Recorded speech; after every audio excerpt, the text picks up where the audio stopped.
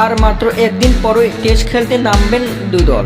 মহা গুরুত্বপূর্ণ টেস্ট ম্যাচে মাঠে নামার আগেই কড়া সমালোচনার মুখে পাকিস্তান দল। পাকিস্তান শিবিরে একাধিক পরিবর্তন, বাংলাদেশের বিপক্ষে স্পিনার ছাড়াই মাঠে নামবে পাকিস্তান। দারুণ সুখবর বাংলাদেশে, টেস্টে স্পিনাররাই নায়ক, তারাই কাবু করতে পারে ব্যাটারদের। একজন ফাস্ট বোলার দৌড়ে এসেই বল করলে কিছুক্ষণ পরই কনফিডেন্স হারিয়ে ফেলে, আর একজন স্পিনার কিছুক্ষণ বল করলে এক দুটো উইকেট পড়বেই।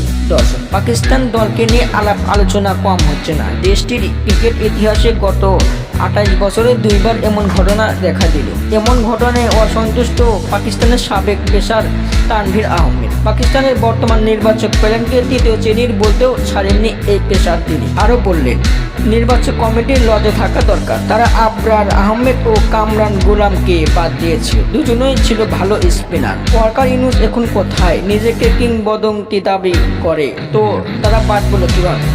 দর্শক, আপনাদের মতামত কি কমেন্টের মাধ্যমে জানিয়ে দিন। ধন্যবাদ।